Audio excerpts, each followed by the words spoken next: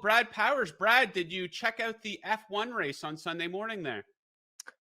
Yeah, I'm glad that you said Sunday morning. I did not. I was watching the back of my eyelids. It was a long college football Saturday, and I tried to stay up, couldn't do it. Okay, college football, a lot of notable news items out of the weekend. What's the biggest takeaway from you out of this past weekend of college football action? There's three, and I'll get to them quickly. First, you got to start off with Michigan. Obviously, the biggest game of the year is coming up here, Michigan against Ohio State this week. But let's look back before we look forward. And a Michigan performance last week that left a lot to be desired, to say the least. I mean, this is a game that, you look at the result. Okay, it was a close game. They obviously failed to cover the spread, but even, I would say that they're fortunate to win the game straight up, which is very concerning because they benefited from a defensive touchdown. They benefited from a safety. They were plus the turnovers significant in the game, and yet they only won by 7. That was the data point that said maybe they are missing Harbaugh a little bit, especially on the offense side of the ball. That's his forte. So some concerns to say the least as we head into this Ohio State Michigan game. Okay, And then quickly, the national. other two, I'm sorry, I didn't want Oh, to go talk for it. too much. Okay. Jordan Travis's injury, Florida State, significant, probably the biggest injury of college football season. That you got to downgrade Florida State 6-7 points. The intriguing part of the handicap, okay, we automatically play against Florida State this week against Florida. Well, Florida also lost their starting quarterback. So Yep. a very tough handicap, that Florida State game this week. And then we did have an historic upset. Unfortunately, it was on my bet. It was against my best bet, Auburn. We laid 22, closes 25. Yay, hooray! Closing line value. It didn't matter, to say the least, because New Mexico State is a 25-point underdog, dominates Auburn, wins 31-10. So how often does that happen? A team that's a 24 more point underdog win by 3 touchdowns. It's happened 4 times in 40 years in college football. 4 times in 40 years, and just so happens 2 of the 4 are Jerry Kill against Hugh Freeze. Jerry Kill did this against Hugh Freeze last year, against Hugh Freeze's coaching at Liberty, and he just pulled it off again on Saturday. Okay, there we go. Let's take a look here at the national championship futures odds board. Georgia, these odds by DraftKings, by the way. Georgia plus 240, Michigan plus 260, Oregon 600, Ohio State 600, Alabama 700. Then we have a little bit of a gap there. Texas 13-1, Washington 15-1. So we take a look at those top 5 teams: Georgia, Michigan, Oregon, Ohio State, Alabama, and only 4 get into the college football playoff, of course. Who do you think could be the odd team out here? Well, it's a team you haven't mentioned. Texas, a team that could win the conference and the Big 12 conference, a team with the non-conference win of the season, going on the road and beating Alabama.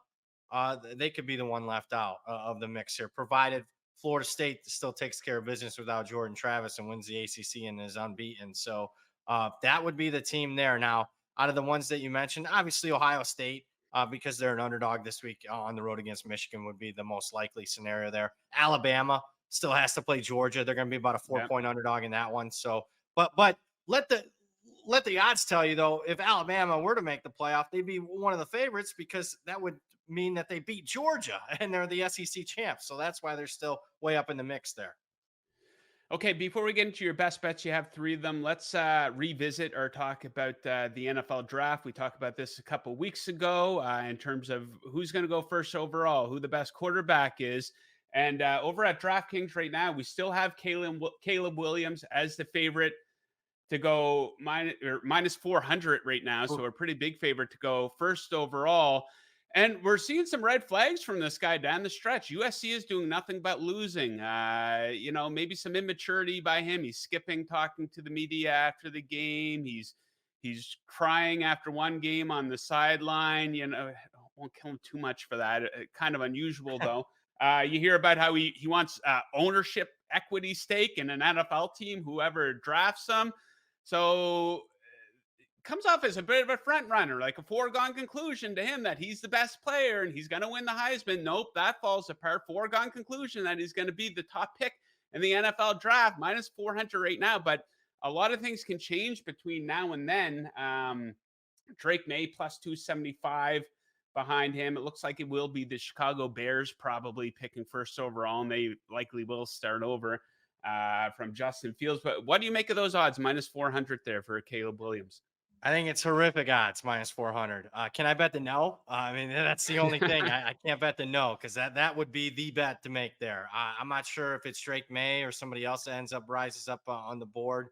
Keep in mind the draft. It can be a kind of flavor of the month. Whoever has the best combine, the best pro day. I mean, Caleb will impress there, but I'll say this: if I was a GM, and obviously I'm not smart enough or rich enough or connected enough to be one, I would not take him. There's too many red flags, and obviously all year long it's been not necessarily they've been losing because of him, because the offense has done their part. I had to tell you, last few weeks, in the Notre Dame game, it started then, and then obviously last week against UCLA, they've been losing because of Caleb Williams as well. The offense hasn't lived up to the part, to say the least. He's been sloppy. Fundamentals aren't there. Mechanics aren't there. It's a playground to him. He's just not buttoned up.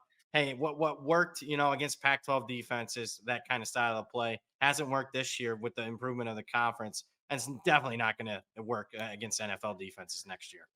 Yeah, the narrative's starting to shift a little bit there on Caleb Williams. Okay, let's get into some best bets here. Let's start with LSU. They are favored by 10.5 versus Texas A&M. What are you thinking for this one? Yeah, not afraid to lay the points here. What's the motivation for margin for LSU? They have it. They want to get their Heisman candidate quarterback stats. They did last week. He's in the game in the fourth quarter, in the game that they're winning by 35 plus. He gets 8 touchdowns. Jaden Daniels probably should win the Heisman, but won't. It'll be Bo Nix because he can't help it. He can't play defense. But I think that they're looking for stats. Texas A&M is with an interim coach playing with a third string quarterback, making his first career road start. Blowout. LSU minus 10.5. Okay, next up, the Battle of Arizona. Arizona State taking on Arizona. Arizona favored by 11.5. You thinking favored or are you thinking underdog in this matchup? Dog here, and I think a lot of people will be like, "How in the heck can you fade Arizona? They're 9-2 against the spread. They've been covering games by an average of 10 points per game this year." Well, I mean, that's why they're a double-digit road favorite against their arch rival. And the two times that Arizona did not cover this year, they were road favorites against Stanford and Colorado, two of the worst teams in the Pac-12. It's a lot different being the hunter than the hunted. I think Arizona State plays one of their best games this season. Won't be enough to win, but cover the big points right here. Let's take the Sun Devils.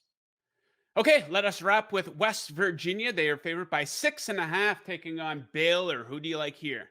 Total play against Baylor. Let's lay the 6.5 with West Virginia. I think this also get in front of a line move that I expect to close at least at 7, if not above a key number. But we're fading Baylor, the worst ATS team in the country that hasn't shown a pulse all year. They have failed to cover the spread by an average of 11 points per game. Their coach should be on the hot seat. He should be fired.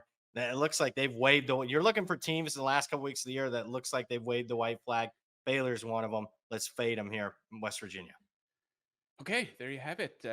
Three best bets from Brad and some great takes as well. Always great chatting with you, Brad. We'll chat with you again this week on Friday because, of course, Thanksgiving on Thursday. We have a big NFL special then. So we will chat to you then. Thanks again for joining us and best of luck with your handicapping this week.